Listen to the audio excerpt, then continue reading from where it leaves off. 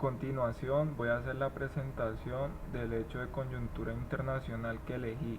Este se refiere a la posible propagación del virus de ébola al interior de África Occidental. Evidentemente es un conflicto sanitario con gran potencial de convertirse en una pandemia y en efecto ser un asunto prioritario en la Organización de las Naciones Unidas, aunque hasta ahora no se haya hecho un pronunciamiento vehemente sobre el fenómeno.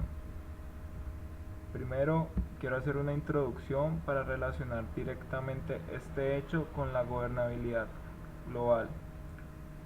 Según los textos de Alberto Rocha Valencia y Dirk Messner, la globalización es básicamente el nuevo esquema bajo el cual se organizan los estados para garantizar la cooperación en un ambiente competitivo en el sentido de que cada uno busca proteger su soberanía exterior.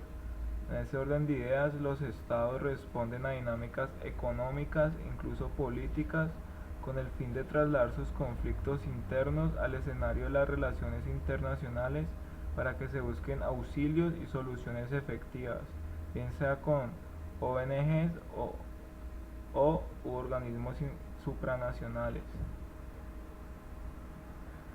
Descripción del hecho. El territorio es el estado de Guinea. El hecho, un presunto brote de ébola. La ébola o el ébola es una infección que tiene un periodo de incubación de 2 a 21 días. Las patologías es una fiebre intensa, dolor de cabeza y muscular, conjuntivitis y debilidad general. Estos síntomas hacen que se pueda confundir con otras enfermedades virales, lo que dificulta su diagnóstico. Este virus produce fiebre hemorrágica, no tiene cura ni una vacuna que lo prevenga y puede tener una mortalidad del 90%. Según la Organización Mundial de la Salud, el virus es transmitido al ser humano por animales salvajes. Se propaga en las poblaciones humanas por transmisión de persona a persona. Los murciélagos de la fruta de la familia Theropodidae son considerados los huéspedes naturales de esta infección. Con respecto al impacto global, el hecho ha sido conocido gracias a la difusión de medios de comunicación internacionales como la BBC y especialmente por la MSF, la Organización de Médicos Sin Fronteras. Trabajaba en el sur de Guinea en un programa contra la malaria cuando la información surgió, la información sobre un posible brote de ébola. De inmediato, la MSF junto con el Ministerio de Salud de Guinea pusieron en marcha los planes para controlar la epidemia. Los funcionarios empezaron a instalar escáneres térmicos en los aeropuertos de la región con el fin de revisar a los pasajeros y detectar a los que tengan fiebre. Los brotes ocurren en comunidades donde no hay acceso a la asistencia sanitaria. Es por esto que para detener la propagación del virus, varios planes se ponen en marcha desde el momento en que se conoce la amenaza.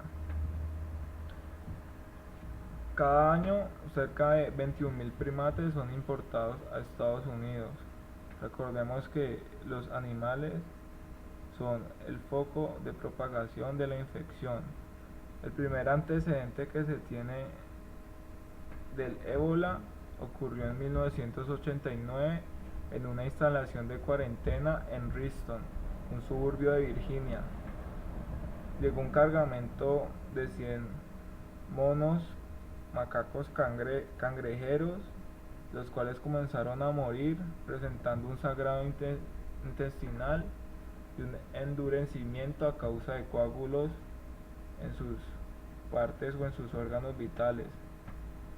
Lo más alarmante de esta situación era que parecía que muchos de estos animales habían contraído la enfermedad a través del aire.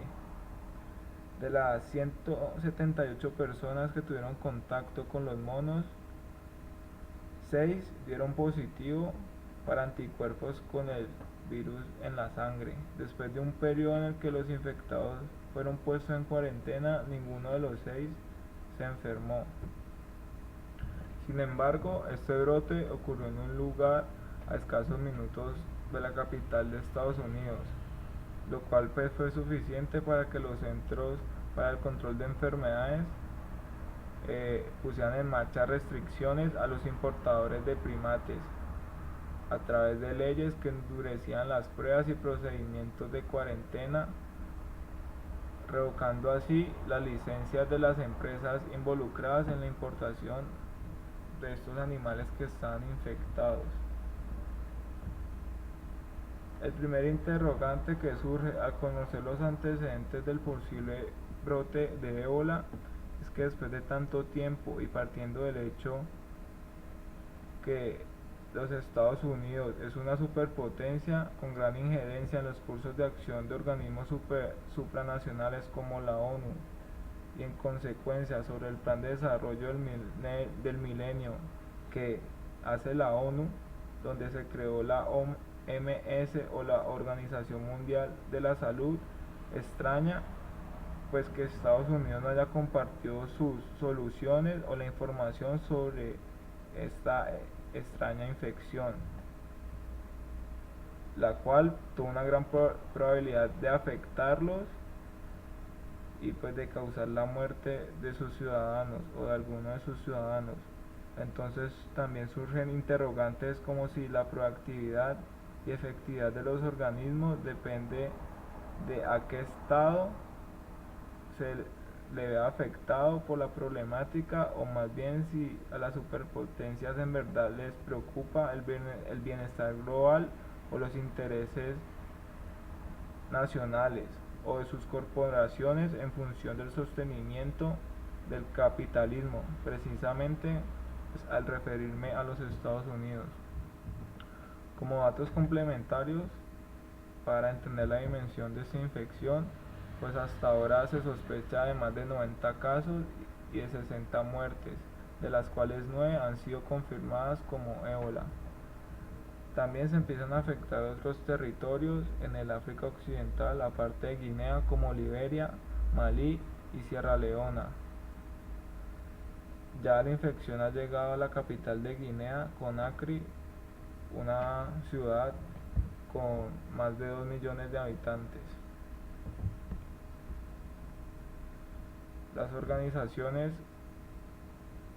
pues que presuntamente ejerce cierta gobernabilidad en este conflicto sanitario o cierto poder, pues hasta ahora, aparte de los estados afectados, es la MSF, que son las siglas con las que se conoce en todo el mundo a los Médicos Sin Fronteras, una organización médica humanitaria internacional que asiste a poblaciones en situaciones precarias. También la OMS, Organización Mundial de la Salud, que es la autoridad directiva y coordinadora de la acción sanitaria en el sistema de las Naciones Unidas, responsable de desempeñar una función de liderazgo en los asuntos sanitarios mundiales. Bueno, efectos y consecuencias. Al definir las funciones de cada órgano, claramente este conflicto sanitario le compete resolver primero al Estado de Guinea con su Ministerio de Salud, pero ante su incapacidad para resolverlo, precisamente por la ausencia de planes de salud públicos que a causa de la corrupción y las malas administraciones desde el 2002 hasta hoy presentan un promedio de asistencia sanitaria para enfermedades muy precario, donde el 0,2% sobre una media de 1 a 5 es la inversión en planes para la salud o la prevención de infecciones y enfermedades. Es evidente que no hay Estado que ejerza gobernabilidad, tampoco pronunciamiento de la Organización para la Unidad Africana, y pues hasta ahora solo la MSF ha atendido mediáticamente el fenómeno. Los efectos y consecuencias de la injerencia de los órganos supranacionales sobre el hecho concluyen que las relaciones internacionales, como lo pronostica la teoría neoliberal, positivamente representan la vía para la concertación, negociación y solución a los conflictos generalizados o de coyuntura internacional. Pero esta misma cuestión representa un obstáculo porque margina los fenómenos exclusivos como el ébola. Hasta aquí, entonces parece que la cooperación está condicionada por recursos, intereses y prioridades ajenas a las que promulgan mesiánicamente los organismos supranacionales. Pues esto se refleja en que la interdependencia que debe existir entre los estados en virtud de la competencia cooperadora, pues margina a países que no reúnen o cumplen las características o las expectativas de los estados que están en una mejor posición. Por eso gran parte de los países de África Occidental se están viendo afectados y no reciben un auxilio pronto.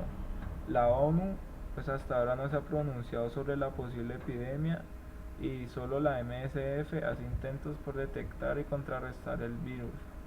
La globalización densa condiciona la cotidianidad del individuo, lo cual implica que los estados que están adscritos a los organismos supranacionales y que son incapaces de garantizar los derechos fundamentales, pues deben recurrirse a la ayuda pues, de los organismos como la ONU para que atiendan emergencias sanitarias de este tipo.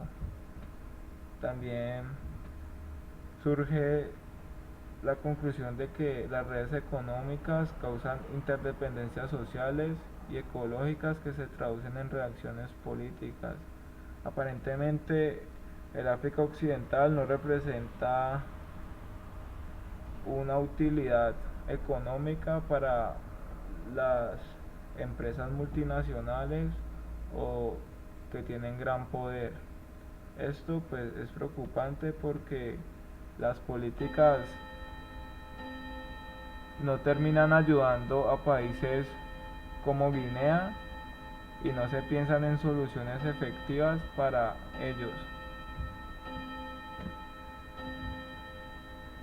La competencia cooperativa, la seguridad interna y solución a fenómenos globales es la fórmula convincente que ofrece principalmente la ONU. Como veíamos en la teoría, pues en la naturaleza de las relaciones internacionales hoy en día se busca la cooperación en lo que se ha llamado pues la aldea o la globalización, que es básicamente el esquema bajo el cual los distintos estados empiezan a interactuar y a generar dinámicas de apoyo. Pero pues este no es el caso que refiere a Guinea. Y finalmente pues los países del África Occidental están desamparados por su condición y posiblemente por la negligencia de otros estados que no ven una ventaja económica sobre estos territorios.